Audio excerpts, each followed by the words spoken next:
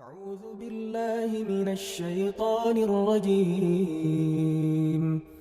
بسم الله الرحمن الرحيم. إن الحمد لله وبه نستعين على أمور الدنيا والدين. أشهد أن لا إله إلا الله وحده لا شريك له وأشهد أن محمدا عبده ورسوله لا نبي بعده. اللهم صل على محمد وعلى آل محمد كما باركت على إبراهيم وعلى آل إبراهيم في العالمين إنك حميد مجيد. فيا أيها المصلون أوصيكم ونفسي بتقوى الله فقد فاز المتقون. قال الله تعالى: يا أيها الذين آمنوا اتقوا الله حق تقاته ولا تموتن إلا وأنتم مسلمون. Kaum muslimin jamaah Jumat rahimakumullah, khutbah pada hari ini berjudul ketetapan Allah terhadap Bani Israel dalam Al-Quran. Takdir ketetapan Allah terhadap Bani Israel dalam Al-Quran. Mengawali dari khutbah ini, khatib menyampaikan kesimpulan atas ketetapan Allah terhadap Bani Israel tiga. Yang pertama, Bani Israel adalah bangsa yang memiliki kelebihan, keutamaan dan anugerah dari Allah. Yang kedua, Bani Israel adalah bangsa penjahat di muka bumi. Lalu kesimpulan yang ketiga adalah bangsa Israel akan bumi hanguskan Allah dari muka bumi. Kaum muslimin jamaah Jumat rahimakumullah, sebelum kita menyampaikan 3 poin tadi, keistimewaan dan kelebihan bangsa Israel, Bani Israel, kejahatan Bani Israel yang kedua, dan yang ketiga kehancuran Bani Israel, khatib ingin menyampaikan secara singkat apa yang dimaksud dengan Bani Israel. Allah menciptakan Adam, dari keturunannya lahirlah Nuh, dari keturunan Nuh lahirlah Nabi Ibrahim. Ibrahim berasal dari Babilonia, Irak sekarang, merantau ke daerah Kan'an, kira-kira Palestina sekarang. Dulu kawasannya luas, mungkin termasuk Israel. Ada seorang wanita cantik, anak seorang raja, namanya Siti Sarah. Dilamar oleh banyak anak raja lain, tapi ditolak. Ketetapan Allah, suaminya adalah Ibrahim, lalu Ibrahim melamar, akhirnya menikah dengan Siti Sarah bertahun-tahun sampai tua nggak punya anak, sehingga Ibrahim mulai punya inisiatif menikahi yang konon kabarnya pembantu yang disebut dengan Siti Hajar. Hamil, lalu Siti Hajar supaya tidak bergabung dengan istri pertama dibawa ke Makkah. Lahir anak namanya Ismail dengan peristiwa haji yang panjang. Dari Ismail keturunannya lahirlah Nabi Muhammad sallallahu alaihi wasallam. Pendek cerita, anugerah Allah berikan kepada Siti Sarah walaupun tua, Ibrahim juga sudah tua. Allah anugerahkan kehamilan. Sampai peristiwa anugerah itu juga ada lucu-lucunya. Masa sudah tua dapat. Dalam Al-Quran juga diabadikan. Pada intinya hamil, lahirlah anak. Nama anaknya adalah Ishak. Ishak Nabi juga, semua jadi Nabi dari keturunan Ibrahim. Ishak dewasa menikah, lahir anak namanya Yakub, Nabi juga. Yakub menikah punya anak banyak, konon istri Yakubnya 4. Ada 11 dalam Al-Quran ceritanya ya. Nabi Yusuf anaknya, Benyamin dan yang lain-lain. Salah satu dari anaknya 11 itu namanya Yahuda. Konon kabarnya Yahuda ini paling jahat dari anak-anaknya, karena dia berzina dengan salah seorang ibu tirinya atau istri dari bapaknya. Karena Yakub punya istri 4, maka diistilahkanlah penjahat mereka sekarang dengan istilah Yahuda. Nah, dalam Al-Quran Israel itu adalah Yakub. Dalam Al-Quran Israel itu terpuji karena dia adalah Nabi Yakub. Dalam bahasa Ibrani Isra artinya abdun, il itu Allah, Israel, Israfil semua itu Allah. Nah,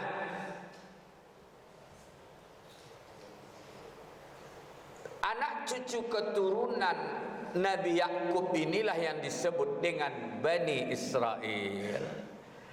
Yang dikutuk Allah itu adalah anak cucu keturunan Nabi Yakub. Itu yang disebut dengan Bani Israel. Jangan istilahnya kutukan terhadap Bani Israel tidak ada satu dua yang baik. Toh juga kita pernah dijajah Belanda, kita bilang waktu itu doa penjahat Belanda, penjahat terkutuk, Belanda terkutuk. Ya, mungkin ada satu dua orang nikah sama orang Indonesia dia juga baik. Ya. Dulu juga orang banyak berdoa meminta Amerika dimusnahkan ketika menghantam Irak. Ya. Jangankan orang Amerika, hari ini aja orang Yahudi ada juga yang nggak setuju dengan kejahatan. Kalau cerita itu, jadi redaksinya ketika menyebut mayoritas tidak harus serta-merta disebutkan secara terperinci, maka Al-Quran menggunakan kata bahwa Bani Israel itulah yang sesungguhnya jadi malapetaka. Lalu apa keistimewaan Allah berikan? Apa ketetapan Allah kepada Bani Israel? Anak cucunya ada 3. Pertama, anugerah dan nikmat besar yang Allah berikan di dunia ini. Luar biasa apa nikmatnya? Laki-lakinya tampan-tampan, wanitanya cantik-cantik, orangnya pintar-pintar. Konon kabarnya dari 5 juta penduduk Israel itu udah bergelar doktor tuh bisa sampai 1 juta. Luar biasa memang. Nah, jadi kenikmatan Allah berikan, mereka tampan, cantik, pintar, kaya-kaya, hebat-hebat. Karena makan buah dari sorga. Makan buah susu yang bagus saja ada pengaruhnya mengatasi stunting, kecerdasan, apalagi buah dari sorga. Itu keistimewaan yang luar biasa yang Allah berikan. Makanya Allah mengatakan uzkuru ni'mati allati an'amtu alaikum. Hai Bani Israel, jangan lupa aku telah berikan kalian nikmat yang luar biasa. Tapi sayangnya lupa lalu buat jahat. Jadi intinya pertama adalah makhluk yang mendapatkan keistimewaan luar biasa dari Allah, cerdas, pintar, tampan, cantik dan sebagainya. Yang kedua ketetapannya adalah ayatnya banyak, enggak mungkin kita sajikan. Yang kedua adalah kejahatan mereka dalam surah Al-Isra ayat nomor 4 dan 5. Wa qadaina ila bani Israila fil kitabi la tufsidunna fil ardi marrataini wa la ta'lunna 'uluwan kabira. Telah kami takdirkan, kata Allah, kepada Bani Israel bahwa kalian Bani Israel akan buat kejahatan di muka bumi berkali-kali. Marrata ini banyak tafsir, yang mengatakan 2 kali, ada yang mengatakan sekali setelah sekali gitu. Sama ada istilah orang bercanda ya macam-macam ya. Dia tidak merokok, cuma merokok sebatang-sebatang, bukan 2, bisa berbatang-batang juga gitu. Karena istilah itu kan al-awwal wasani baru 2, ini marrotain diterjemahkan memang 2 kali, tapi maknanya bisa berfase-fase gitu. Jadi kalau khatib lebih sederhana menerjemahkan, Allah sudah tetapkan kalian buat kejahatan di muka bumi berkali-kali. Di masa Nabi Musa aja udah diusir dari Palestina 2 kali, 40 tahun kali 2. Luar biasa karena kejahatannya.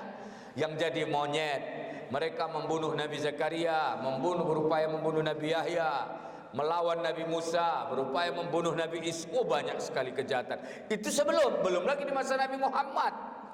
Lebih banyak lagi. Jadi jelas bahwa Bani Israel adalah bangsa yang terkutuk, bangsa yang buat kejahatan di muka bumi berkali-kali. Jangankan cerita Islam, sejarah membuktikan, dan baru saja di Jerman Hitler Nazi membantai Yahudi berapa? 7 juta orang. Sejahat apa pemimpin membunuh bangsa 7 juta? Pasti bangsa itu luar biasa jahatnya. Sampai dia mengatakan nggak boleh 1 nyawa Yahudi tinggal di Jerman, dibunuhnya. Ya karena penjahat luar biasa mereka itu Bani Israel ya. Ya kita tidak masuk ada 1 2 yang menikah dengan muslim apa lain cerita.